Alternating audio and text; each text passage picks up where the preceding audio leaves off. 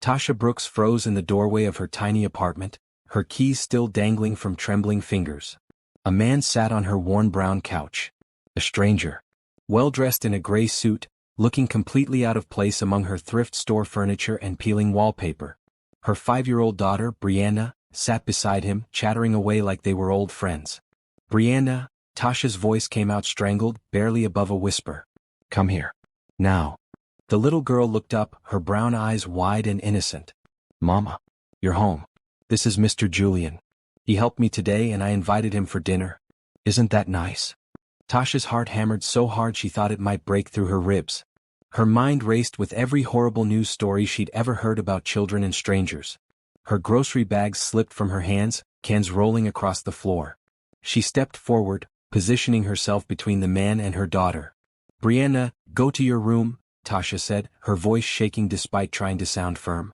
The man stood slowly, raising his hands in a calming gesture. "Mrs. Brooks, I apologize for the intrusion. Please let me explain." "You have 30 seconds before I call the police," Tasha said, already reaching for her phone with fumbling fingers. "Mama, no. Mr. Julian is good. He stayed with me when I was locked out." Brianna's small voice cracked with confusion and hurt. Tasha's blood turned to ice. "Locked out? What do you mean locked out?" Julian cleared his throat. "I live 2 floors up. I was coming home from work when I found Brianna in the hallway crying. She said Mrs. Patterson fell asleep and locked the door. The little one couldn't get back in." Tasha's stomach dropped. Mrs. Patterson, her elderly neighbor who watched Brianna for free, sometimes dozed off with her hearing aid out. It had happened before, but Brianna always knocked loud enough to wake her. "I knocked and knocked, Mama," Brianna said, tears forming in her eyes. "But Miss Patterson didn't wake up. I got scared. Mr. Julian let me sit in the hallway with him until she woke up. He gave me crackers because my tummy was growling." Tasha felt her legs weaken. Her daughter had been alone in the hallway. Anything could have happened.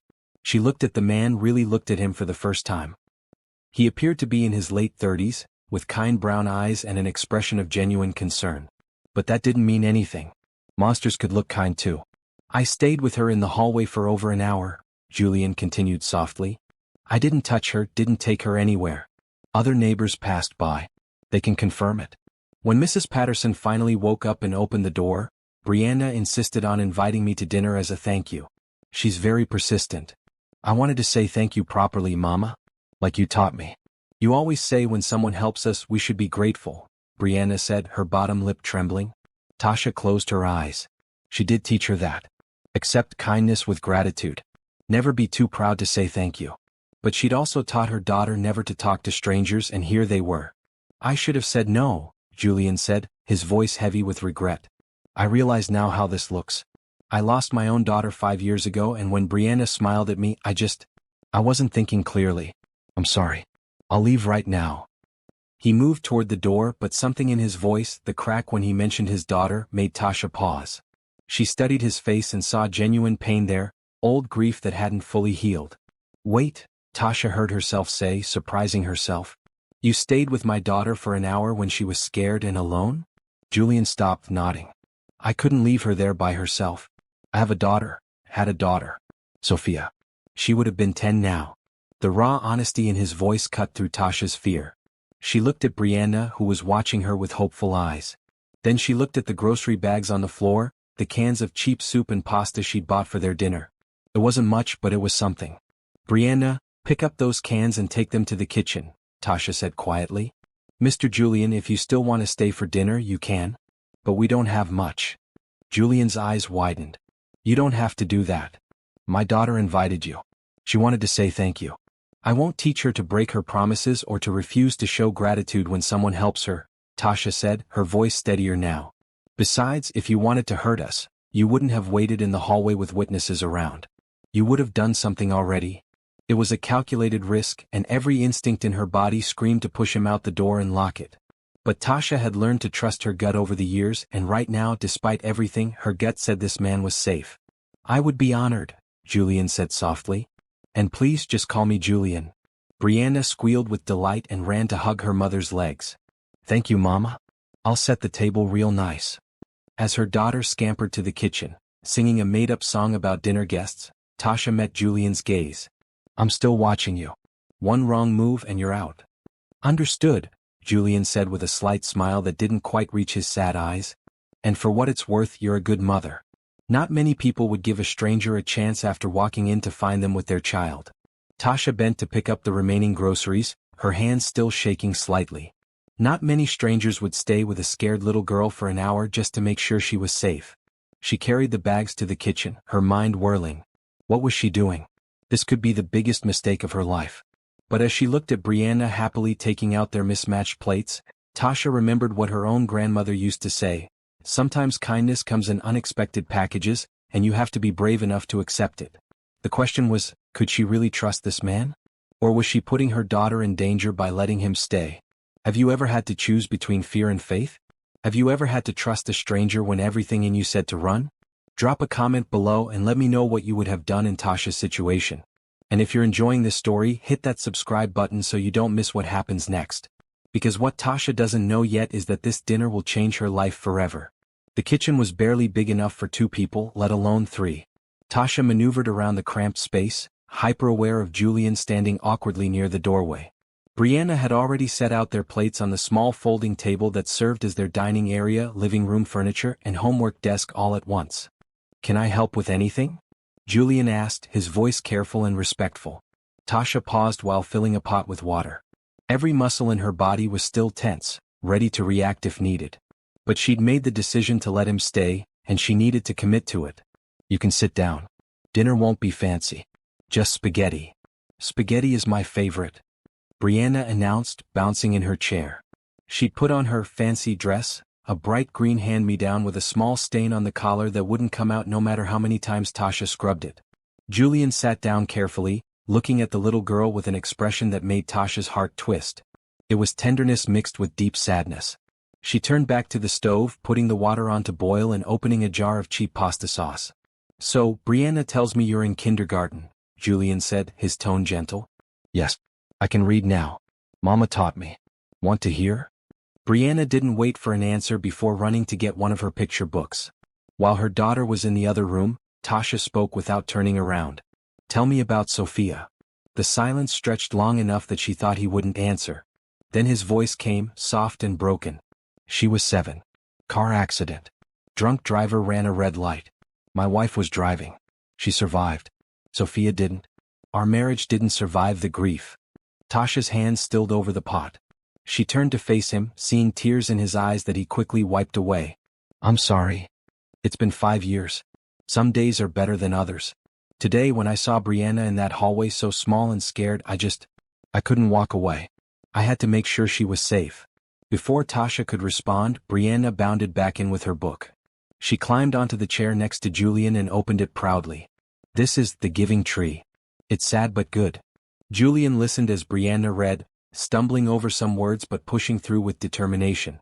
Tasha watched them while she cooked, her maternal instincts on high alert.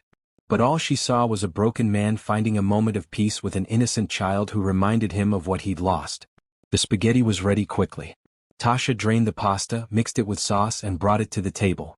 She'd made garlic bread too, using the last of her margarine and garlic powder on some day-old bread from the discount bakery. "This smells wonderful," Julian said, and he sounded like he meant it. They ate in a surprisingly comfortable silence at first. Brianna chattered between bites about her day at school, the pictures she'd drawn, and the frog she'd seen on the playground. Julian asked questions and listened like every word mattered. Tasha found herself relaxing, just slightly. This wasn't how she'd imagined her evening going. After 2 double shifts at the diner where she waitressed, she'd planned to heat up soup, help Brianna with her letters and collapse into bed. Instead, she was hosting a dinner party with a stranger in a suit that probably cost more than her monthly rent. "This is delicious," Julian said after a few bites. "Really? Thank you for letting me stay." "Mama is the best cooker in the world," Brianna declared loyally. Tasha felt heat rise to her cheeks. "It's just spaghetti. Nothing special." "Food tastes better when it's made with love," Julian said, looking at her directly. "My mother used to say that." She was right. Something about the way he said it, simple and honest, made Tasha's throat tighten. When was the last time someone had complimented her cooking? When was the last time she'd sat at a table with another adult who wasn't rushing her out the door? "So what do you do?" Tasha asked, trying to fill the silence with something normal. "You said you live upstairs?" I do. I'm in business. Corporate management and investments, Julian said, keeping his answer vague. He took another bite of spaghetti, genuine appreciation on his face. That sounds fancy, Tasha said, immediately feeling inadequate in her stained waitress uniform that she hadn't had time to change out of. It's work like anything else. What about you? I waitress at Morrison's Diner. 2 jobs actually. I clean offices at night 3 times a week too, Tasha said, lifting her chin slightly. She wasn't ashamed of honest work even if it barely covered rent and groceries. Julian nodded thoughtfully. That's hard work. I respect that. Mama works so much, Brianna piped up, her voice matter-of-fact but with a hint of sadness. Sometimes I miss her. Tasha's heart cracked a little. Baby, I know. But I'm doing it for us. So we can have a good life. I know, Mama. You're the best mama ever, Brianna said, reaching over to pat Tasha's hand with her small, sauce-covered one. Julian watched the exchange with that same look of pain and longing. You're lucky to have each other. They finished dinner while Brianna told a long, rambling story about a butterfly she'd chased during recess. Tasha cleared the plates, refusing Julian's offer to help. He was a guest, strange as that was. She brought out a small container of store-brand vanilla ice cream for dessert, scooping it into 3 bowls. It was a treat she'd bought with her tips, meant to last the week. But having a guest meant sharing what they had. Ice cream. Brianna cheered, diving into her bowl with enthusiasm. As they ate dessert, Julian looked around the small apartment. It was clean despite being old and worn. Tasha kept everything as nice as she could with what she had. But she saw it through his eyes and felt embarrassed by the cracks in the walls, the water-stained ceiling, the mismatched furniture.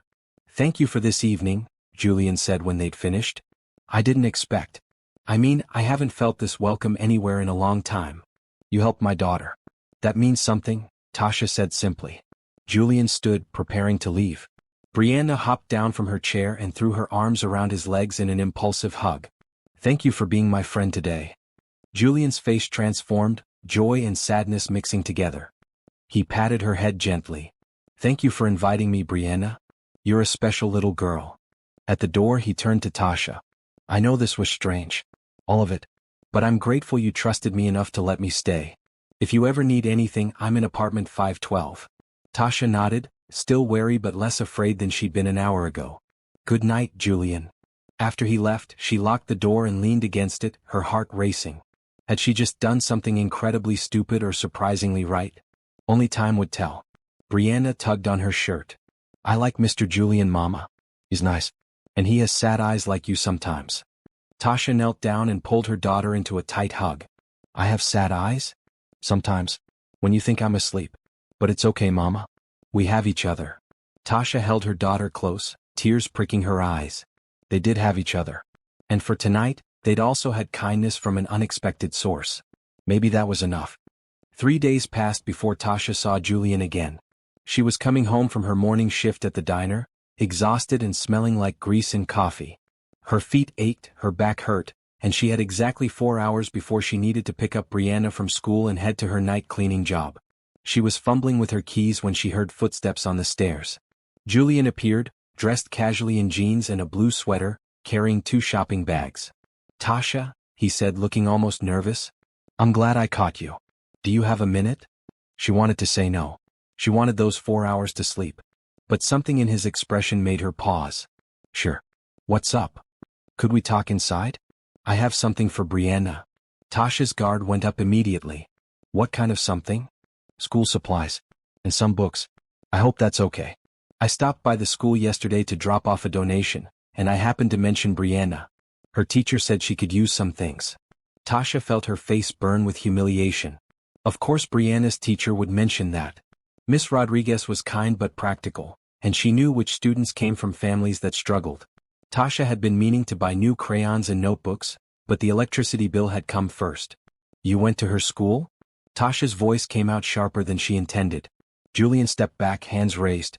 I didn't mean to overstep. The donation was already planned. My company does it every quarter. I asked about Brianna while I was there. I'm sorry if that was wrong. Tasha closed her eyes, fighting the urge to cry from exhaustion and embarrassment. You didn't have to do that. I know. But I wanted to. Please let me give these to her. If you're not comfortable with it, I understand. But Brianna is a bright kid. She deserves to have what she needs. Every instinct in Tasha wanted to refuse. Pride had kept her going through the hardest times. But then she remembered her own rule, the one she'd taught Brianna. When someone offers kindness, accept it with gratitude. Don't let pride steal your blessings. She opened the door. Come in. Inside, Julian set the bags on the small table. Tasha looked inside and felt her throat tighten. Crayons, markers, colored pencils, notebooks with cartoon characters on them, a pencil case shaped like a cat, glue sticks, scissors, and a stack of picture books. Everything was bright and new. This is too much, Tasha whispered. It's not enough, Julian said gently. Tasha, I want to ask you something and I need you to really hear me. Can you sit down? She sat, suddenly nervous. Julian took the chair across from her, leaning forward with his hands clasped. I've been thinking about you and Brianna since dinner. I can't stop thinking about you actually. About how hard you work and how much you love your daughter. I want to help. We're managing, Tasha said automatically. I know you are. But you shouldn't have to just manage. You should be able to live. Really live. Julian took a deep breath. I run a company. Hayes Corporation. We have an opening for an administrative assistant in my office. The pay is $60,000 a year with benefits. Health insurance, dental, paid vacation. I want to offer you the job. Tasha stared at him, certain she'd misheard. $60,000? She made barely $18,000 between both her jobs, working herself to exhaustion. That kind of money would change everything. Why? She managed to ask. Because you're clearly intelligent and hardworking. Because I believe you'd be good at it. And because I want to help. You don't even know me. I know enough. You're raising a wonderful daughter on your own. You worked 2 jobs. You taught your child to show gratitude and kindness. You let a stranger into your home because your daughter asked you to, even though you were terrified. That tells me everything I need to know about your character. Tasha shook her head, overwhelmed. This is crazy. You can't just offer someone a job like that. I own the company. And I need someone I can trust in my office. Someone real and honest. I'm tired of people who only see dollar signs when they look at me. I don't understand. Why me? Julian's expression softened. Because when I sat at your table eating spaghetti, I felt human again for the first time in 5 years. Because Brianna hugged me goodbye like I mattered. Because you trusted me when you had every reason not to. That's rare, Tasha. Real kindness and trust are rare. Tasha felt tears building. This couldn't be real. Things like this didn't happen to people like her. What if I'm not good at it? I'll train you. We'll work through it together. And if it doesn't work out, you'll still have your other jobs to fall back on. But I think you'll be great. Why are you really doing this? Tasha asked, needing to understand. Julian was quiet for a moment. Because I have more money than I could spend in 10 lifetimes, and none of it brought my daughter back. None of it filled the hole in my life. But sitting at your table, seeing Brianna smile, helping you, that meant something. I want to keep feeling that. Tasha wiped her eyes. I don't know what to say. Say yes. Let me help. Please. Everything in Tasha wanted to refuse out of pride and fear. This was too good to be true. But then she thought about Brianna. About being able to afford the field trip next month. About not missing her daughter's school play because she had to work. About health insurance if Brianna got sick. Okay, Tasha heard herself say. Yes, I'll take the job. And thank you. Really, thank you. Julian's face broke into a genuine smile, the first real one she'd seen from him. You won't regret this. I promise. I hope not, Tasha said, still feeling like she was in a dream. You can start next Monday. That gives you time to give notice at your current jobs. I'll have HR send you all the paperwork. Julian stood, looking lighter somehow. And Tasha? You're doing me a favor too. Remember that. After he left, Tasha sat staring at the bags of school supplies. She pulled out one of the books, a beautiful hardcover picture book about a girl who wanted to be an astronaut. On the inside cover, Julian had written in neat handwriting, For Brianna. Dream big. Your friend, Julian. Tasha pressed the book to her chest and let herself cry. Not from sadness, but from relief and hope and the strange feeling that maybe, just maybe, their luck was finally changing. When she picked Brianna up from school that afternoon, her daughter's face lit up at the sight of all the supplies. Mama, are these for me? They are, baby. Mr. Julian brought them. Brianna hugged the cat pencil case to her chest. He's the nicest person ever. Can we invite him to dinner again? Tasha smiled, feeling the weight on her shoulders lighten just a bit. Maybe we can. As they walked home, Brianna skipping ahead with her new treasures, Tasha allowed herself to believe that accepting help wasn't weakness. It was wisdom. And sometimes, kindness came from the most unexpected places. Monday morning arrived with Tasha's nerves stretched tight. She stood outside Hayes Corporation, a tall glass building in the business district, clutching her purse and trying to calm her racing heart. This was really happening. She'd given notice at both her jobs, endured their disappointment and guilt trips, and now here she was, about to start over. The building lobby was all marble and chrome, spotlessly clean. Tasha felt out of place in her best outfit, a navy dress she'd bought from a thrift store and carefully pressed the night before. Everyone else looked expensive and confident, moving through the space like they belonged. "You must be Tasha," a cheerful voice called out. A woman in her 50s with short gray hair and a bright red blazer approached with an outstretched hand. "I'm Rita Thompson, HR Director. Julian told me all about you. Welcome to Hayes Corporation." Rita's warmth was genuine, and Tasha felt some of her tension ease. "Thank you. I'm a little nervous." "Don't be. We're going to take good care of you. Come on, let's get you set up." The next hour was a whirlwind of paperwork, ID badges, computer passwords, and introductions. Rita walked her through the building, pointing out the cafeteria, break rooms, and different departments. Everyone they passed smiled and said hello, making Tasha feel less like an outsider. Finally, Rita brought her to the top floor. "This is executive level. Julian's office is down the hall, and yours is right here." She opened a door to reveal a small but beautiful office with a desk, computer, filing cabinets, and a window overlooking the city. Tasha had never had her own office before. She'd never had a desk that wasn't shared or a space that was just hers. "This is mine?" she asked, her voice small. "All yours. Julian's assistant retired last month, so you'll be taking over her duties. Mostly scheduling, correspondence, filing, answering calls. Kevin Park, our office manager, will train you on everything. He's great, you'll love him." As if summoned, a young man appeared in the doorway. He was in his late 20s, wearing glasses and a friendly smile. "Hi.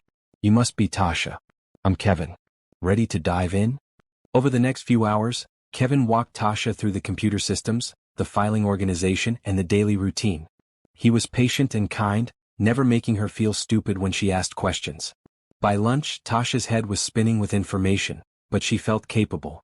"You're doing great," Kevin assured her as they ate sandwiches in the cafeteria.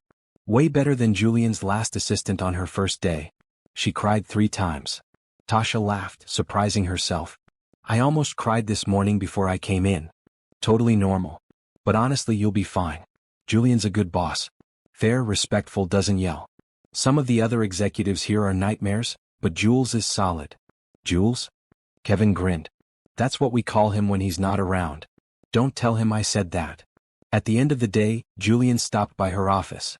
He was in a full suit, looking every inch the powerful CEO, but his smile was warm. "How was your first day?" "Overwhelming but good," Tasha admitted. "Everyone's been really nice." "Good. That's how it should be." He paused, seeming to choose his words carefully. "I know this is all new and probably scary. But you're going to do great, Tasha. I believe in you." Something about the simple statement made Tasha's eyes prick with tears. When was the last time someone said they believed in her? "Thank you. For all of this. I won't let you down." "You couldn't if you tried," Julian said softly. Then, as if catching himself being too personal, he straightened. "I'll see you tomorrow. Don't stay too late on your first day." Over the next few weeks, Tasha settled into her new routine. She woke up at a reasonable hour, got Brianna ready for school, dropped her off, and went to work. She actually had time for breakfast. She could pack real lunches instead of grabbing whatever was cheapest. At the end of the day, she picked Brianna up from the after-school program that Hayes Corporation's benefits helped pay for. The work itself was manageable. Julian was patient with her learning curve, and Kevin was always available to answer questions.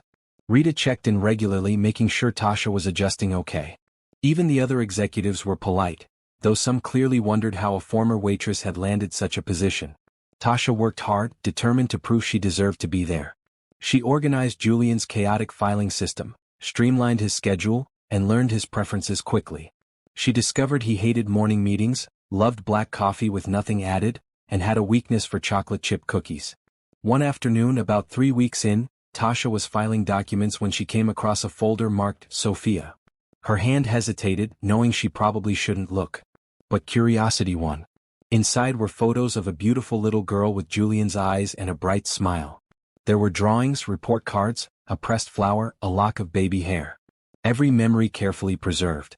I can't bring myself to put it away. Julian's voice came from the doorway, making Tasha jump. I'm sorry, I shouldn't have looked, she said quickly, closing the folder. It's okay. Julian entered the office, his expression sad. Sometimes I take it out and look through it. It helps me remember the good times before the pain. Tasha thought of Brianna, of how devastated she would be to lose her daughter. She was beautiful. She was everything. Julian took the folder, running his hand over it gently. I haven't talked about her this much in years. Usually people get uncomfortable. They don't know what to say. There's nothing to say. Nothing that makes it better. You just have to sit with it, Tasha said softly. Julian looked at her with something like gratitude. Exactly. You understand that. I understand loss. Different kind but still loss. Brianna's father left before she was born. Told me to get rid of her. I lost the future I thought we'd have, lost the person I thought I loved. It's not the same as losing a child, but grief is grief. I'm sorry that happened to you. I'm not. Not anymore. Because I have Brianna, and she's the best thing in my life. Julian smiled, the sadness in his eyes softening a bit. She's lucky to have you. They stood there for a moment, two people who understood pain and survival and the choice to keep going anyway. Then Julian cleared his throat, returning to professional mode. I have a meeting in 10 minutes. Can you make sure the conference room has coffee and water? Of course, Tasha said, grateful for the return to normal. That evening, as Tasha and Brianna ate dinner in their small apartment, her daughter looked up from her macaroni and cheese. Mama, you're smiling more. Am I? Yes. You used to look tired all the time. Now you look happy. Tasha reached across the table to squeeze her daughter's hand. I'm happy, baby. Things are getting better for us. Because of Mr. Julian? Yes. And because we were brave enough to accept his help. Brianna nodded seriously. Grandma used to say never turn away a blessing. Tasha felt tears spring to her eyes. Her mother had said that years ago before she passed. That's right. And Mr. Julian is a blessing. As she tucked Brianna into bed that night, reading one of the books Julian had bought, Tasha realized something important. She was building a life, not just surviving one. And maybe, just maybe, she was building a friendship too. The question was, could it stay just friendship? Or was something else growing between them, something neither of them was ready to acknowledge yet? Spring arrived with warmer weather and blossoming trees. Tasha had been working at Hayes Corporation for 3 months, and she'd found her rhythm. She knew Julian's schedule better than he did, anticipated his needs before he asked, and had become an essential part of keeping his office running smoothly. Their professional relationship was solid, but something else was developing too. They'd started having lunch together once a week, casual conversations that went beyond work. Julian asked about Brianna, genuinely interested in her progress at school. Tasha asked about his past, learning about his childhood, his parents who'd passed away, and the company he'd built from almost nothing. But the real shift happened on a Tuesday afternoon when Brianna's school called. Miss Brooks? This is Principal Anderson. Brianna is fine, but we're having a spring concert this Friday at 6. She's singing a solo and she wanted to make sure you knew. Tasha's heart sank. Friday. She just scheduled an important dinner meeting for Julian with potential investors at 7. She couldn't ask to leave early, not after only 3 months. But missing Brianna's solo would break her daughter's heart. She was sitting at her desk, staring at the conflict in the calendar, when Julian came out of his office. Everything okay? You look stressed. Tasha debated brushing it off, but Julian had been nothing but understanding. Brianna has a concert Friday evening. I just scheduled your investor dinner for the same time. Move the dinner, Julian said immediately. I can't. They're only in town for 2 days and this is the only time that works for them. Julian thought for a moment. What time is the concert? 6 o'clock. But you don't need me there for dinner. Kevin can handle it. What time does the concert end? Probably 7:30. Julian pulled out his phone. I'm texting the investors. We'll move dinner to 8:30. Problem solved. Julian, you can't move a major business dinner for my daughter's concert. He looked up from his phone, his expression serious. Yes, I can. And I am. Family comes first, Tasha. Always. Besides, his expression softened, I'd like to come to the concert if that's okay. I miss hearing kids sing. Tasha felt her throat tighten. You want to come? If you don't mind. I promise I'll sit in the back and not embarrass anyone. Brianna would love that. Friday evening arrived. Tasha left work at 5 to pick up Brianna from after-school care. Her daughter was buzzing with excitement, wearing a bright blue dress they'd bought special for the concert. "Is Mr. Julian really coming?" Brianna asked for the 10th time. "He said he would." "Good. I sang extra good in practice. Miss Rodriguez says I have a beautiful voice." The school auditorium was packed with parents and families. Tasha found seats in the middle section, saving one beside her. At 5 minutes to 6, Julian appeared, dressed more casually than usual in khakis and a green button-down shirt. He looked younger, less burdened. "Made it," he said, sliding into the seat beside her. "Traffic was murder." "Thank you for coming," Tasha said, meaning it deeply. The concert began with the younger kids singing about spring flowers and baby birds. Then Brianna's kindergarten class took the stage. She spotted Julian and Tasha immediately, waving enthusiastically enough that her teacher had to gently redirect her attention. When it was time for her solo, Brianna stepped forward. She looked so small on that big stage, but when she opened her mouth and sang, "You Are My Sunshine," her voice rang out clear and sweet. Tasha felt tears slide down her cheeks. Her baby was growing up. She glanced at Julian and saw tears on his face too. He was watching Brianna with such intense emotion that Tasha's heart ached for him. This must be torture, watching another little girl sing when his own daughter never would again. She reached over and squeezed his hand without thinking.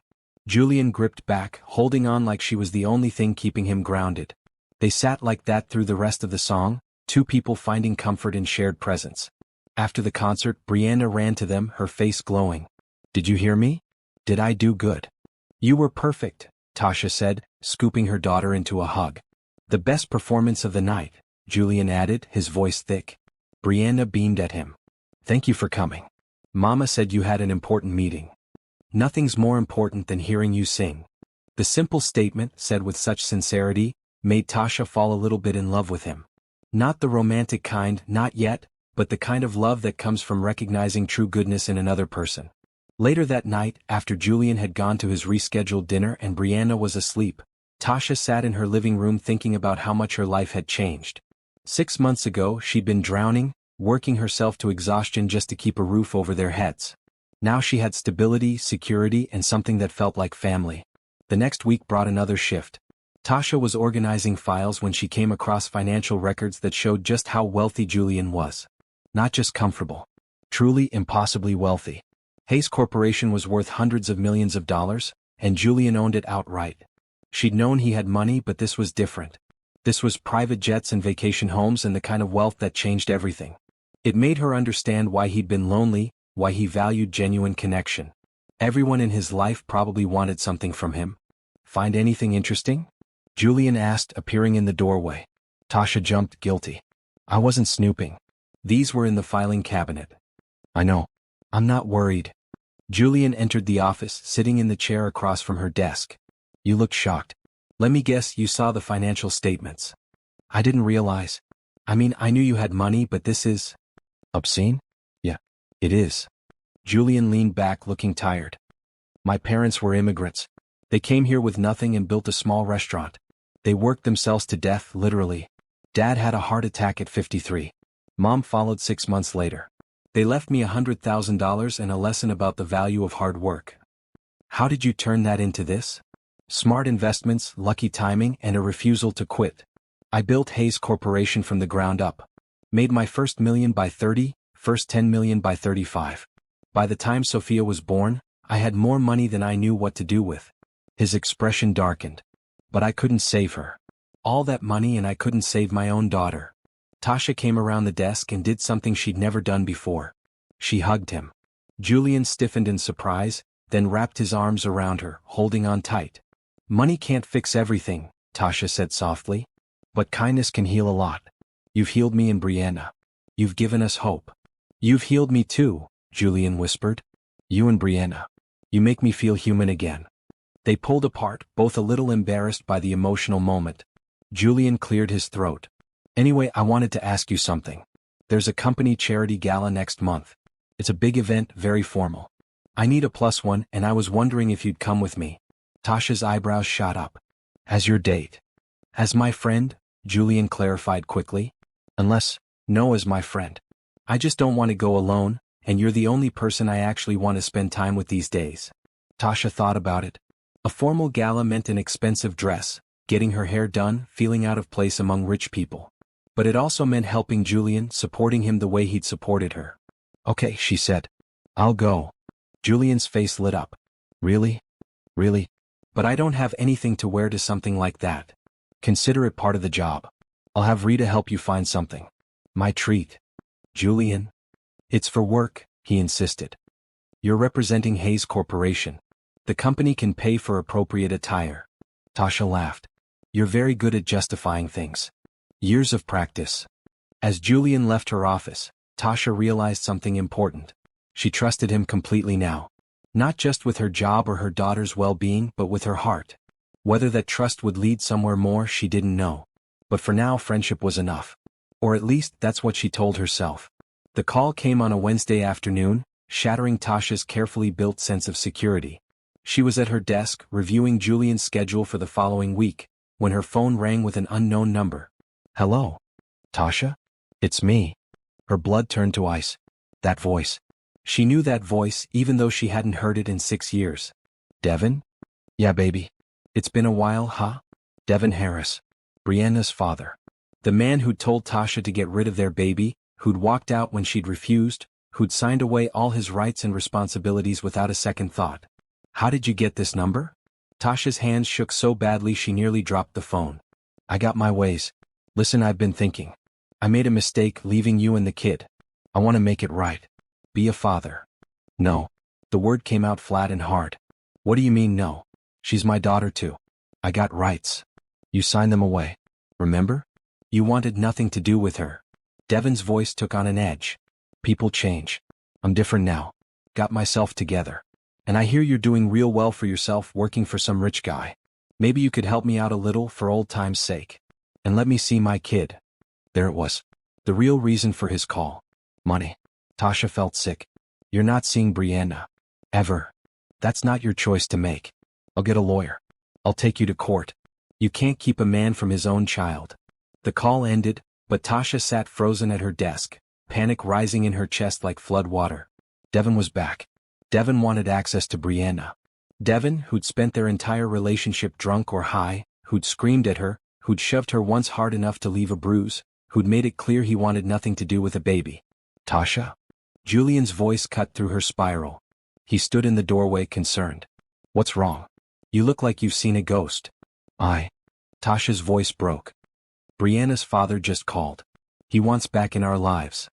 Julian's expression hardened. Come into my office. Now. She followed him on shaky legs. Julian closed the door and guided her to the couch, sitting beside her. Tell me everything. The whole story came tumbling out. How she'd met Devin at 19, how charming he'd seemed at first. How that charm had turned to anger, to drinking, to drugs. How she'd gotten pregnant accidentally, how Devin had demanded she get an abortion. How she'd refused and he'd left, signing paperwork to terminate his parental rights so he wouldn't owe child support. He never wanted her, Tasha said, tears streaming down her face. He called her it. Said I was ruining his life. And now he's back saying he's changed, but I heard it in his voice. He wants money. He heard I have a good job and he wants to use Brianna to get money from me. That's not going to happen, Julian said firmly. We'll get you a lawyer. A good one. He can't just waltz back in after 6 years. But what if he can? What if a court says he has rights? What if they make me let him see her? She doesn't even know him. It would terrify her. Julian took her hands, his grip strong and steady. Listen to me. I have resources. I have lawyers on retainer who are the best in the state. We will fight this. But right now I need you to breathe. Can you do that? Tasha tried, pulling in shaky breaths. Julian stayed with her until her panic subsided to a manageable level. I'm going to make some calls, Julian said. There's a family lawyer I know, Patricia Green. She's a fighter. She'll help us figure this out. I can't afford a lawyer like that. You're not paying. I am. Julian, I can't let you. Yes, you can, he said, his voice gentle but firm. You can and you will. Because this is what friends do. They help each other. And Brianna is important to me too. I'm not letting some deadbeat come back and hurt either of you. Tasha wanted to argue, but the relief was too strong. Thank you. By the end of the day, Patricia Green had been contacted and a meeting scheduled for the following morning. Julian cleared his calendar to attend, despite Tasha's protests. This is more important, he said simply. That night, Tasha held Brianna extra tight at bedtime. Her daughter sensed something was wrong. Mama? Are you sad? Just a little worried, baby. But it's going to be okay. Mr. Julian will help. He helps everyone. Tasha kissed her daughter's forehead. Yes, he does. The meeting with Patricia Green was both encouraging and terrifying. The lawyer, a sharp woman in her 40s with kind eyes, laid out the situation clearly. The good news is he signed away his rights. That's a strong legal position. The bad news is he can petition the court to reinstate those rights if he can prove he's changed and it's in the child's best interest. But it's not in her best interest, Tasha said desperately. She doesn't know him. He was abusive to me. He's only doing this for money. We'll need to prove all of that. Do you have any documentation? Hospital records, police reports, text messages. Tasha shook her head miserably. I never reported anything. I was young and scared. And he was smart about it.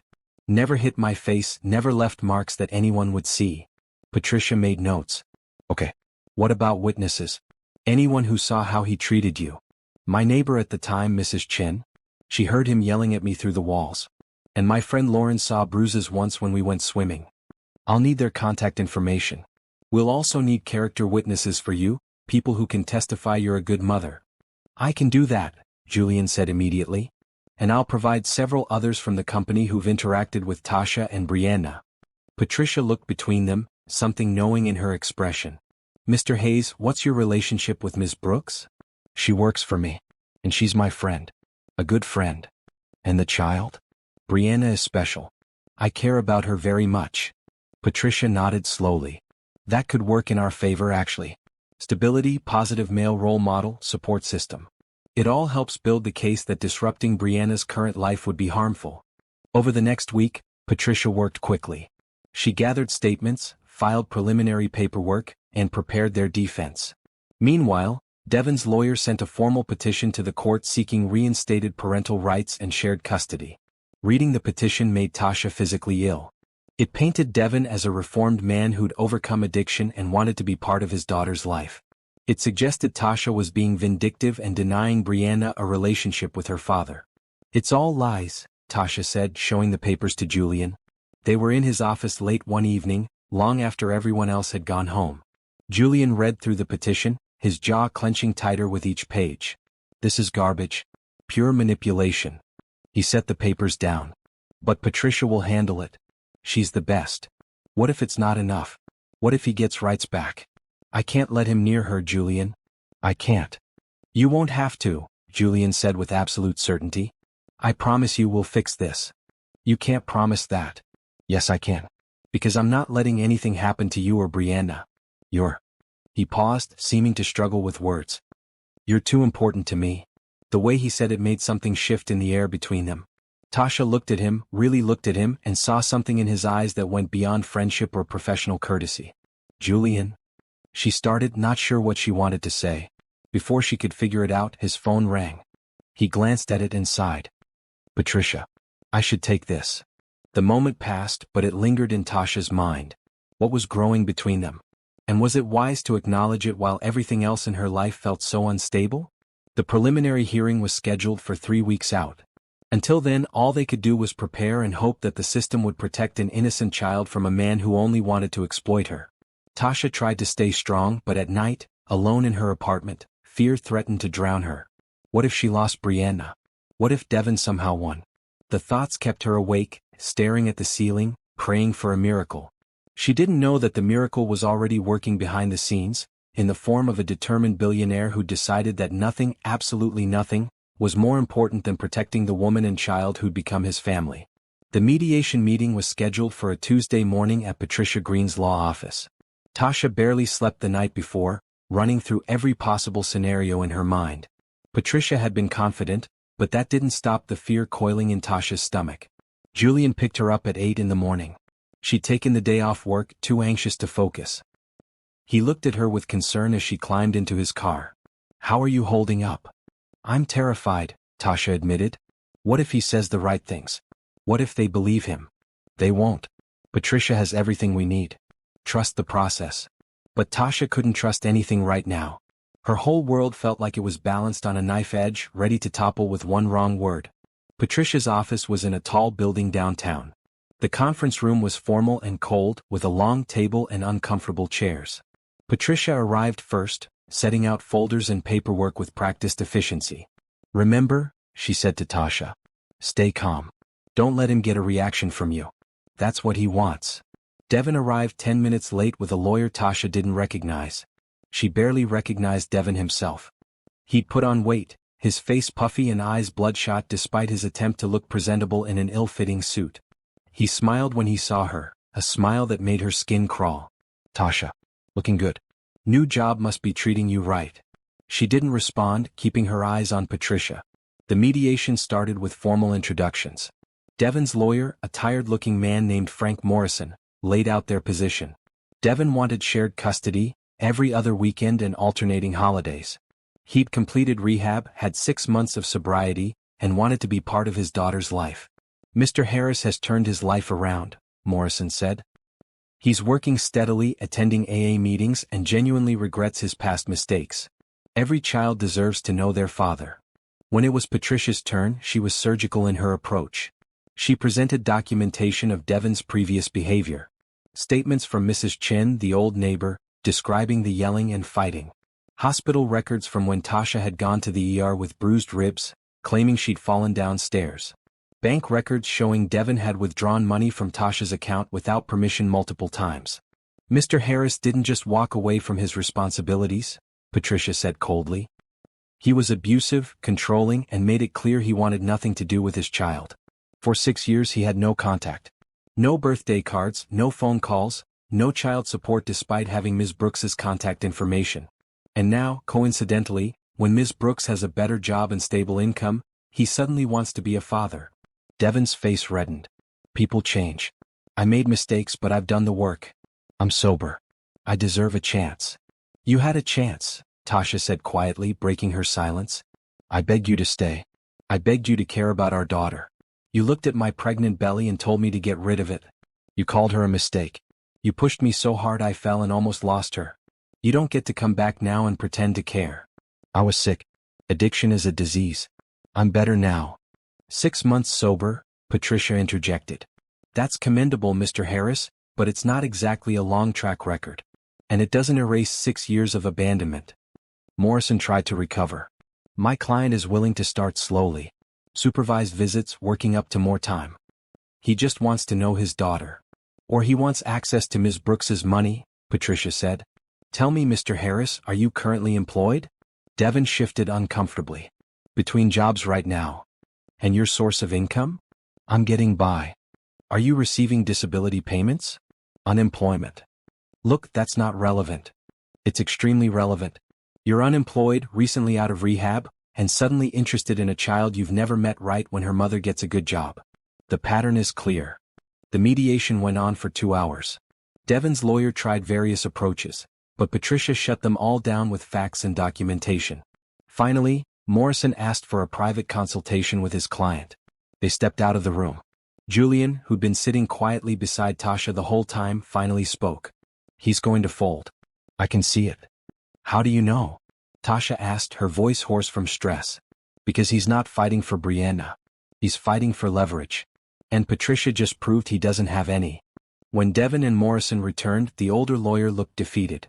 "My client would like to make a proposal." "We're listening," Patricia said, her tone neutral. Morrison glanced at Devin, who wouldn't meet anyone's eyes. "Mr. Harris is willing to terminate his petition in exchange for a one-time settlement of $20,000. There it was. The truth laid bare. Devin didn't want his daughter. He wanted money. Tasha felt anger rush through her so hot and fast she thought she might be sick. "You're trying to sell your parental rights?" "It's compensation for emotional distress," Morrison said weakly, even he looking uncomfortable with the request. "It's extortion," Patricia snapped. "And it's not happening." "Then we go to court," Devin said, finding his voice. "And I tell the judge how you kept my kid from me, turned her against me." "She doesn't even know you exist," Tasha said, her voice shaking with rage. "I never had to turn her against you. You were never there to turn against." Julian leaned forward, speaking for the first time. "I'll give you 10,000. One time.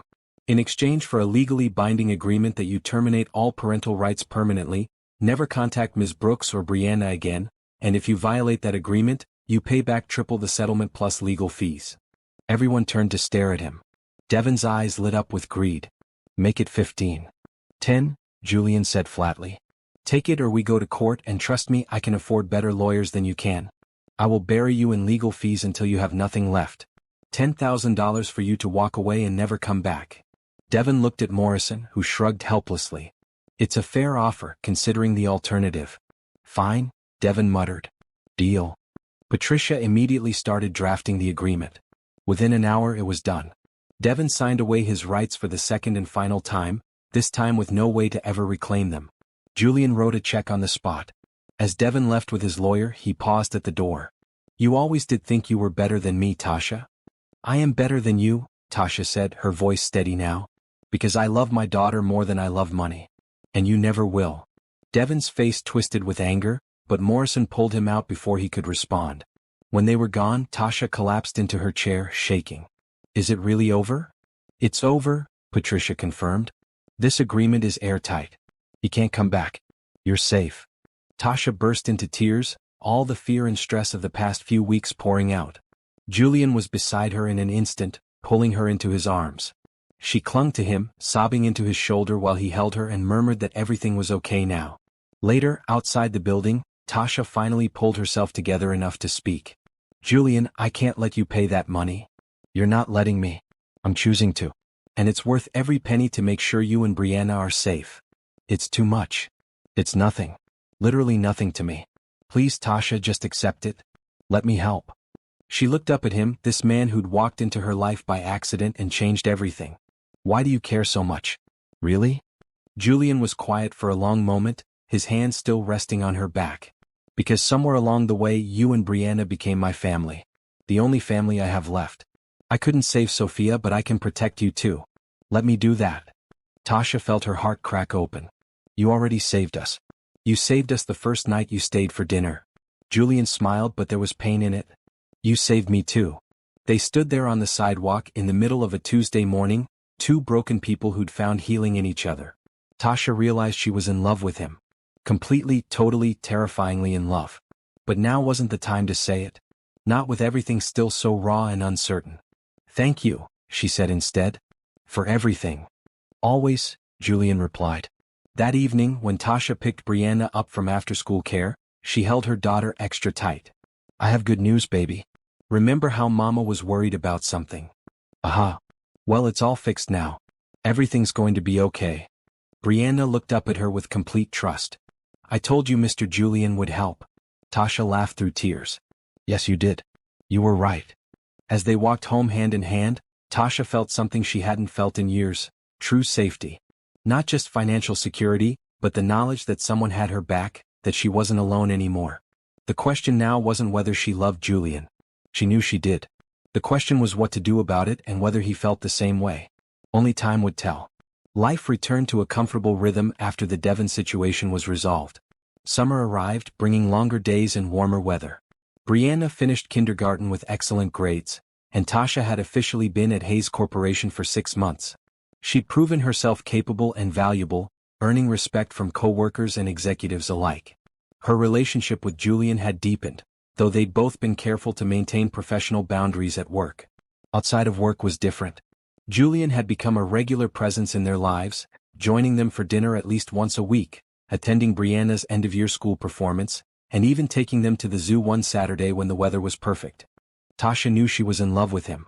She saw it in the way her heart raced when he smiled, in how she caught herself thinking about him at random moments, in the disappointment she felt on days they didn't see each other. But she didn't know if he felt the same way, and she was too afraid to risk what they had by asking.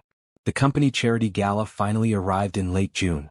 Rita had helped Tasha find a beautiful dress, a deep maroon gown that fit perfectly and made her feel elegant for the first time in her life. She'd had her hair done at a salon, styled in soft curls that framed her face. Looking in the mirror, Tasha barely recognized herself. Julian picked her up at 7. When he saw her, his eyes widened and something flashed across his face, something that looked like wonder. Tasha, you look beautiful. Thank you. You clean up pretty nice yourself, she said, taking in his perfectly tailored black tuxedo. The gala was at a hotel downtown, the ballroom decorated with white flowers and twinkling lights. It was the kind of event Tasha had only seen in movies. Wealthy people in expensive clothes, champagne flowing freely, a live orchestra playing. Julian kept her close as they moved through the crowd. He introduced her to business partners, investors, and other CEOs. Some were genuinely kind. Others looked at Tasha with barely concealed judgment, their eyes taking in her background and finding her lacking. "Who is she, Jules?" one woman asked loud enough for Tasha to hear. "The help." "Watch yourself, Catherine," Julian said coldly. "Tasha is my assistant and my friend. You'll treat her with respect or you can leave." The woman's eyes narrowed, but she moved away. Tasha felt humiliated despite Julian's defense. "Don't let them get to you," Julian said quietly. "Half these people inherited their money and never worked a day in their lives. You're worth 10 of them." But the damage was done. Tasha felt out of place, like a kid playing dress-up in adult clothes. The evening got worse when Julian's ex-wife arrived. Candace Hayes was everything Tasha wasn't. Tall, blonde, elegant in a white designer gown that probably cost more than Tasha's monthly rent. She moved through the crowd with confidence, her eyes scanning the room until they landed on Julian. "Oh no," Julian muttered. "I didn't know she'd be here." "Your ex-wife." "Unfortunately." Candace approached them with a smile that didn't reach her eyes. "Julian. It's been a while." "Candace. What are you doing here?" "The Davidsons invited me. You remember Philip Davidson? He's on the board of the charity." "I couldn't say no." Her eyes slid to Tasha. "And who is this?" "Tasha Brooks, my assistant." "Assistant?" Candace's smile sharpened. "How nice. You always did like surrounding yourself with people who needed you." Tasha felt the insult like a slap. Julian's jaw clenched. "If you'll excuse us, Candace." He guided Tasha away, but the encounter had rattled them both. They found their assigned table and sat with several other Hayes Corporation executives and their spouses. The conversation flowed around them, but Tasha couldn't focus.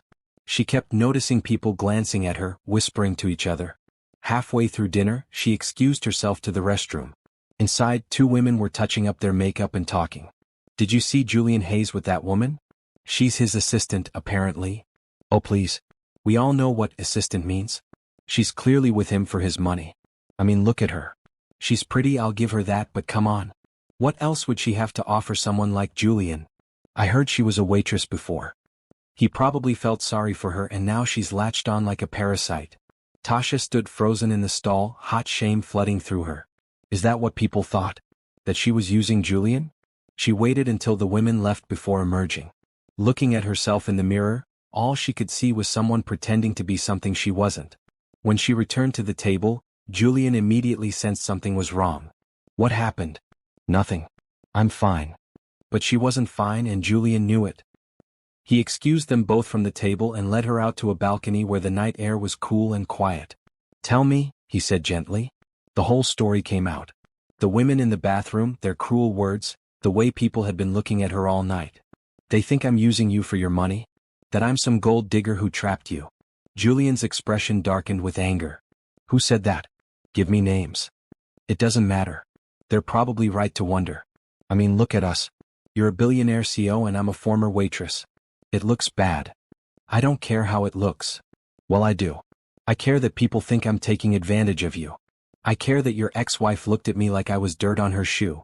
I care that everyone in there is judging me." "Let them judge," Julian said fiercely. "Their opinions don't matter. They matter to me. And they should matter to you. You have a reputation, a company. I'm damaging that just by being here with you." Julian grabbed her shoulders gently, making her look at him. "Listen to me. You are not damaging anything. You are the best thing that's happened to me in 5 years. You and Brianna brought light back into my life. I don't care what anyone thinks about that." "Julian." "No, let me finish. I should have said this weeks ago. I'm in love with you, Tasha. Completely, totally in love with you. I think I have been since you let me stay for dinner that first night, when you were terrified but chose to trust anyway. You're brave and kind and strong, and I can't imagine my life without you in it." Tasha stared at him, tears streaming down her face. "You love me? I love you. And I love Brianna. I want to be part of your lives, officially. Not as your boss or your friend, but as your partner. If you'll have me. But what about all those people in there? What about your ex-wife and the gossip and the judgment?" "To hell with all of them," Julian said. "The only opinions that matter to me are yours and Brianna's. Tell me you feel the same way." Tell me I'm not imagining this connection between us. I love you too, Tasha whispered. I've been trying not to because it seemed impossible, but I love you so much it hurts. Julian pulled her close and kissed her. It was soft and gentle and perfect, full of promise and hope. When they broke apart, both were crying. We should go back inside, Tasha said. People will talk. Let them talk. But first, there's something I need to do. Julian led her back into the ballroom. The dessert course had been served and people were mingling. He found the microphone used earlier for speeches and tapped it to get attention. The room gradually quieted. I apologize for the interruption, Julian said, his voice carrying through the space. But there's something I need to address. Many of you have been gossiping tonight about my relationship with Tasha Brooks. Let me make this perfectly clear. Tasha is not just my assistant. She's the woman I love. She and her daughter have become my family. If anyone has a problem with that, you're welcome to leave. But I won't tolerate disrespect toward her. Not now, not ever. The room was silent, hundreds of eyes on them. Tasha felt exposed and terrified, but Julian's hand in hers was steady and sure. Then, from somewhere in the crowd, someone started clapping. Kevin, the office manager, started a genuine applause that others gradually joined. Not everyone, but enough. Even some who'd been whispering earlier seemed chastened by Julian's public declaration. Candace Hayes stared at them with an unreadable expression before turning and leaving the gala entirely. As the applause faded and conversations resumed, Julian looked at Tasha. Still want to run? No, she said, squeezing his hand. I'm done running. Let's face this together. They stayed for the rest of the gala, dancing together, talking with the genuinely kind people who approached them with congratulations. It wasn't perfect. Some people still judged. But Tasha realized Julian was right. The only opinions that mattered were theirs, and they had chosen each other. Later that night, after Julian drove her home and kissed her goodnight at her door, Tasha checked on sleeping Brianna. Looking at her daughter's peaceful face, Tasha knew she'd made the right choice. Love was worth fighting for, worth facing judgment for, worth everything. Tomorrow would bring new challenges. But they'd face them together. The weekend after the gala, Julian took Tasha and Brianna on a trip to a lake house 2 hours outside the city. It belonged to Julian's company, used occasionally for executive retreats, but this weekend it was just for them. Brianna was beside herself with excitement. She'd never been to a lake, never stayed in a house that big and beautiful. The drive up was filled with her constant chatter and questions. Will there be fish? Can I swim? Are there boats? Julian answered each question patiently, smiling at her enthusiasm in the rearview mirror. Tasha watched them interact, her heart full. This man loved her daughter genuinely, not as a way to get closer to Tasha, but for who Brianna was as a person. The lake house was stunning. Large windows overlooked the water, there was a dock with a small boat tied to it, and the interior was all warm wood and comfortable furniture. Brianna ran from room to room exploring everything. Mama, there's a room with bunk beds. Can I sleep in the top one? If Mr. Julian says it's okay, Tasha replied. Of course, Julian said. Pick whichever room you want. They spent the afternoon by the lake. Julian had brought a kite and he taught Brianna how to fly it. Tasha sat on a blanket watching them, feeling more relaxed than she had in months. The gala drama had died down at work. A few people had been cold to her initially, but Julian had made it clear that disrespecting Tasha meant answering to him. Most had fallen in line. As the sun began to set, painting the sky in shades of orange and pink, Julian and Tasha walked along the shore while Brianna played near the water's edge, collecting interesting rocks. This is perfect, Tasha said. Thank you for bringing us here. I wanted to get away from the city. From work and pressure and people's opinions. I wanted it to just be us. Julian took her hand, interlacing their fingers. Tasha, I meant what I said at the gala. I love you. I want a future with you. I want that too. But I need to know, what does that future look like? I mean, we work together. I have Brianna to think about. And you're still dealing with your grief over Sophia. Julian stopped walking, turning to face her. Sophia will always be part of me. That grief doesn't just disappear. But it's changed. It's softer now, less sharp. Being with you and Brianna has helped me heal in ways I didn't think possible. As for the rest, we'll figure it out. Maybe you transition to a different department at work so there's no conflict of interest. Or maybe you decide you want to do something else entirely. I'll support whatever you choose. And Brianna? Julian's expression softened. I love that little girl like she's my own. If you'll let me, I want to be a father to her. Not to replace anyone but to be there for her. To help raise her. to give her everything she deserves. Tears slipped down Tasha's cheeks. She already thinks of you as family. Then let me make it official. Not right away, I know it's fast. But eventually. Marry me, Tasha. Build a life with me. It wasn't a formal proposal. There was no ring, no getting down on one knee. But it was perfect, standing by a lake in the fading sunlight, with her daughter playing nearby and the man she loved looking at her with complete honesty. Yes, Tasha said. Eventually, yes. But let's take our time. Let's make sure Brianna is ready. Let's do this right. Julian pulled her close and kissed her, deep and full of promise. When they broke apart, they heard clapping. Brianna stood a few feet away, grinning. Are you gonna get married? Can I be in the wedding? Can I wear a fancy dress? Tasha laughed, her joy overflowing. Yes, baby. You can be in the wedding. The most important person in the wedding. Brianna ran over and threw her arms around both of them. Julian lifted her up, and the three of them stood there in a group hug as the sun set over the water. That evening, they made dinner together in the lake house kitchen. Simple food, spaghetti again because it was Brianna's favorite, but it tasted like celebration. After dinner, they sat on the porch watching stars come out. Brianna fell asleep in Julian's lap, and he carried her to bed without waking her. When he came back, Tasha was still on the porch, wrapped in a blanket. Julian sat beside her and pulled her close. I never thought I'd have this again, he said quietly. A family. Well, hope for the future. After Sophia died, I was just going through motions. Making money, running the company, but not really living. You changed that. You changed my life too. 6 months ago I was drowning. Working myself to death just to survive. Now I have security and happiness and love. Real love, not the broken thing I had with Devon. This is real, Julian confirmed. This is the kind of love that lasts. The kind that weathers storms and grows stronger. I'm sure of it. How can you be sure? Because we've already been through storms. The fear when I first met Brianna, the job transition, Devon coming back, the gala drama. We faced all of that together and came out stronger. That's how I know. Tasha leaned her head on his shoulder. I'm scared sometimes. That this is too good to be true. That something will come and take it away. Nothing's taking this away. I won't let it. We won't let it. They sat in comfortable silence, listening to the gentle lap of water against the dock. Inside the house, Brianna slept peacefully. Everything felt right in a way Tasha had never experienced before. When should we tell people? She asked. About us officially. People at work already know after my speech at the gala. But we should tell Brianna properly. Make sure she understands what it means. The next morning after breakfast, they sat with Brianna on the dock. Her little legs dangled over the edge, bare feet just above the water. Sweetie, we need to talk to you about something important, Tasha began. Brianna looked between them, curious but not worried. Okay. Julian took over, his voice gentle. You know I care about you and your mom very much, right? And we care about you too. Good. Well, your mom and I have decided that we want to be together. Like a couple. Like a family. Brianna tilted her head, thinking. Like how Jenny's mom and her stepdad are? Kind of like that, Tasha said. But we want to know how you feel about it. If it's okay with you. Is Mr. Julian gonna be my daddy? The question hung in the air. Julian's eyes filled with tears.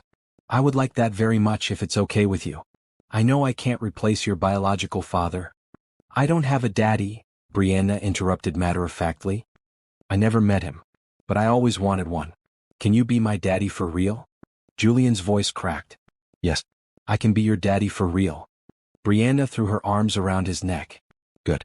I wanted you to be my daddy. I told my friend Emma that I might get a daddy soon, and she said I was lucky. Tasha wiped tears from her own eyes. So you're okay with this? With me and Julian being together? Mama, I told you Mr. Julian was special. I knew he was gonna stay. Brianna pulled back from the hug, her expression suddenly serious. But you have to promise not to fight. Jenny's mom and stepdad fight sometimes and it makes her sad. We promise to always talk things through, Julian said. And if we disagree about something, we'll work it out calmly. Deal? Deal? Brianna stuck out her little hand for a shake, and Julian shook it solemnly. The rest of the weekend was pure joy. They took the boat out on the lake, made s'mores over a fire pit, and read bedtime stories together. Brianna called Julian Daddy Jules for the first time, and he had to excuse himself to cry happy tears in the bathroom. Driving back to the city Sunday evening, Brianna fell asleep in the back seat. Tasha looked at Julian. I can't believe this is my life now. Better get used to it, Julian said with a smile. Because this is just the beginning. Back at work Monday morning, Tasha submitted a request to transfer to a different department to avoid conflict of interest. Rita was supportive, helping her find a position in community relations that still paid well but removed the direct reporting relationship with Julian. Over the following months, their relationship deepened. They spent almost every evening together, either at Julian's larger apartment or Tasha's smaller one that had become home. Julian officially met Mrs. Patterson, Tasha's neighbor, who cried happy tears hearing how well things had turned out. They went to Brianna's soccer games together, Julian cheering louder than anyone. They had family dinners with co-workers who'd become friends. They built a life together, piece by piece, day by day. And through it all, Tasha marveled at how a single moment of trust, of letting a stranger stay for dinner despite her fear, had changed everything. Kindness had led to hope. Hope had led to love. And love had created a family where there had been only loneliness before.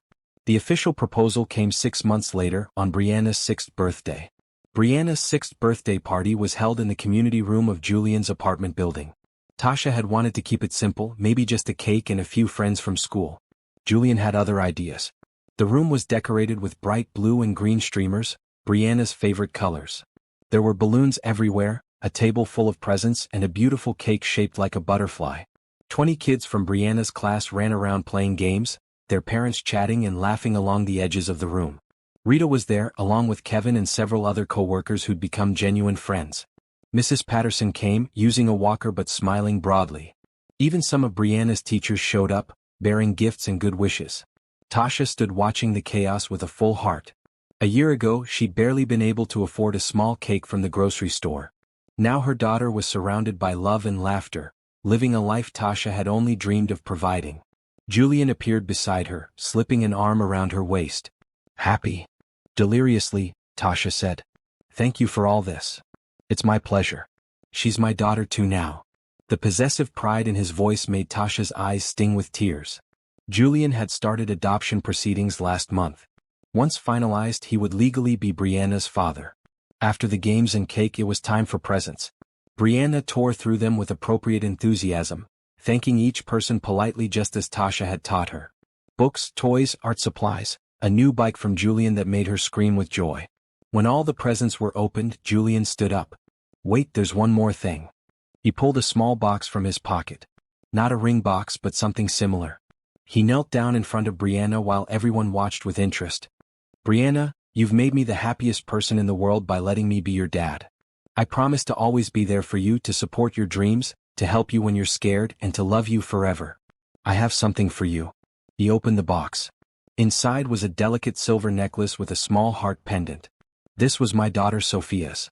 She would have wanted you to have it. You remind me so much of her, and I know she would have loved you. Brianna's eyes went wide.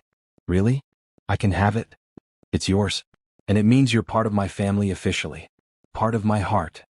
Brianna threw her arms around Julian's neck. Thank you, Daddy Jules. I'll take care of it forever. While everyone was focused on that sweet moment, Julian stood and turned to Tasha. He pulled out another box, this one definitely a ring box, and knelt down again. The room went silent except for a few gasps. Tasha Brooks, you walked into my life at my lowest point and brought light back into it. You taught me that love isn't something you lose forever, it's something you can find again. You and Brianna have become my whole world. I don't want to spend another day without being your husband. Will you marry me? He opened the box to reveal a beautiful but not ostentatious ring, a simple diamond on a gold band. Perfect for Tasha's practical nature but still special. Tasha's hands flew to her mouth. She'd known this was coming eventually, but here now, in front of everyone they cared about? It was perfect. Yes, she said through tears. Yes, absolutely yes. Julian slipped the ring on her finger and stood to kiss her while everyone cheered. Brianna jumped up and down, clapping. Mama's getting married. We're gonna be a real family. We already are a real family, Julian said, pulling Brianna into the hug. This just makes it official. The party continued with new energy, everyone congratulating them. Rita hugged Tasha tight. I knew it from the first day you walked into the office. You two were meant to be. Kevin gave Julian a mock punch on the arm. About time, boss. We've been running a betting pool on when you'd propose. I just won $200. Even Mrs. Patterson shuffled over to offer her blessing. I knew that man was special when he stayed with Brianna in the hallway. Real men don't leave children alone and scared. As the party wound down and guests left, Tasha found herself alone with Julian on the building's rooftop terrace. Brianna was downstairs with Rita, showing off her new necklace to anyone who'd look. "Are you sure about this?" Tasha asked, looking at the ring on her finger. "Marriage is a big step." "I've never been more sure of anything," Julian said. "You're my future, Tasha. You and Brianna. People will still talk. They'll still say I'm with you for your money.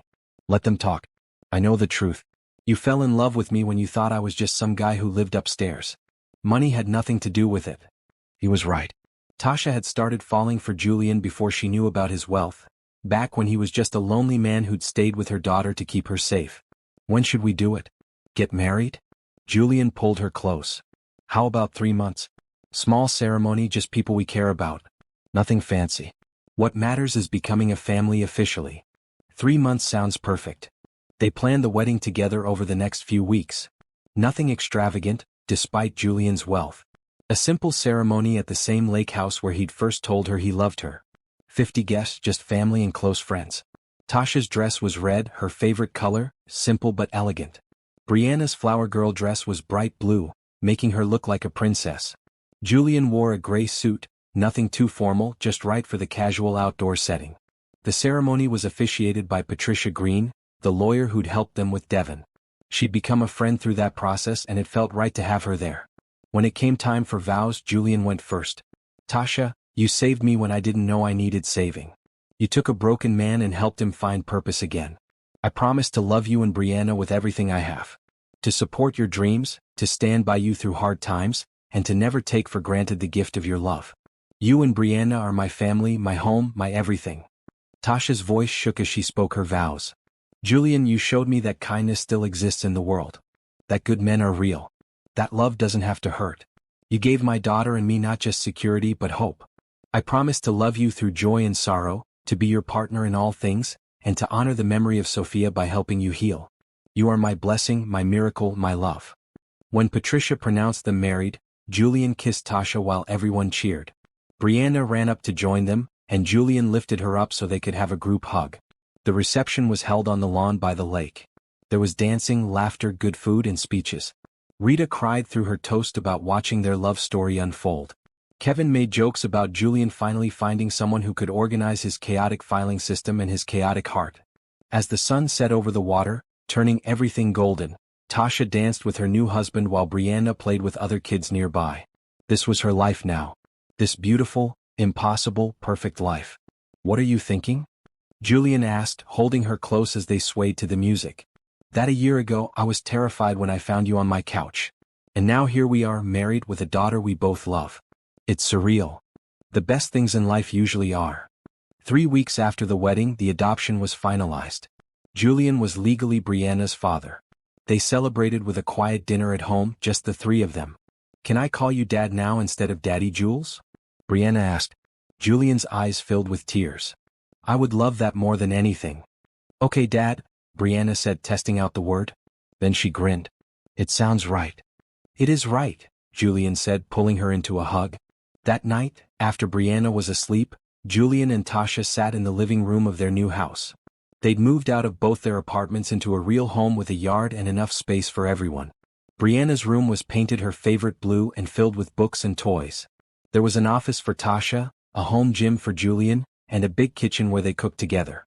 "Sometimes I still can't believe this is real," Tasha said, curled up against Julian on the couch. "It's real. We're real. And it's only going to get better." He was right. Over the following months they built a life together. Morning routines of getting Brianna ready for school, family dinners every night, weekend trips to the lake house, holidays spent together.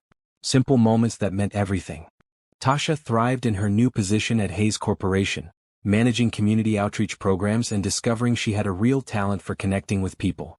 Julian continued running the company successfully, but now he left work at reasonable hours to be home with his family. Brianna flourished. She made honor roll at school, joined a soccer team, and took piano lessons. She was confident and happy, secure in the love of 2 parents who would do anything for her. One evening, almost a year after the wedding, Tasha was tucking Brianna into bed when her daughter said something that made her heart stop. "Mama? Do you think I could have a little brother or sister someday?" Tasha's hand went instinctively to her stomach. She'd been feeling off for a few days, exhausted and queasy. She hadn't taken a test yet, too scared to hope. But now, maybe baby. Would you like that? Yeah. Then I could teach them things and read them stories like you do for me. After Brianna fell asleep, Tasha found Julian in his home office. Can you come with me for a minute? In their bathroom, Tasha pulled out a pregnancy test she'd bought but been too afraid to use. I need you here when I do this. Julian's eyes widened. Are you? I don't know. But maybe. They waited together, holding hands, barely breathing. When the timer went off, they looked together. 2 pink lines. Positive. Tasha burst into tears. Julian pulled her into his arms, crying too. We're having a baby? We're having a baby. They stood there in the bathroom, overwhelmed with joy and fear and hope. A year and a half ago, Tasha had been alone, struggling, barely surviving. Now she had a husband who loved her, a daughter who was thriving, and a new baby on the way. Are you happy? Julian asked. Happier than I ever thought possible. 9 months later, they welcomed a son. Samuel Julian Hayes came into the world healthy and perfect, with his father's brown eyes and his mother's smile. Brianna was the proudest big sister in the world, insisting on helping with everything. On Samuel's first night home from the hospital, the family gathered in the nursery. Julian held his son while Tasha and Brianna looked on. The room was painted a soft green, filled with stuffed animals and love. Sophia would have loved this, Julian said quietly, tears streaming down his face. She would have loved all of this. You, Brianna, Samuel. The family we've built. She's still part of this family, Tasha said softly. We won't forget her. Samuel will know about his sister, about how much she was loved. Julian looked at his wife, his daughter, his son. His family. Built from tragedy and loneliness, from a chance encounter in a hallway, from a dinner invitation given by a 5-year-old who saw kindness in a stranger. Thank you, he said to Tasha, for taking a chance on me, for letting me into your life, for giving me a reason to live again. Thank you for being the kind of man worth taking a chance on, Tasha replied. Brianna, who'd been quiet, suddenly spoke up. Are we gonna read Sammy stories like you read to me? Every night, Julian promised. Just like I read to you. Good. Because stories are important. They teach you about families and love and happy endings. Tasha smiled, thinking about their own story. It had started with fear and uncertainty, but every choice they'd made, every moment they'd chosen kindness and hope over fear and doubt, had led them here. To this perfect moment. This perfect family. This perfect life built on love. And as they stood together in that nursery, bathed in the soft glow of the nightlight, they knew that this was just the beginning. There would be challenges ahead, hard days and struggles. But they would face them together as a family. Because that's what families do. They hold each other up. They choose love over fear. They believe in happy endings. And sometimes, if you're very lucky and very brave, those happy endings come true.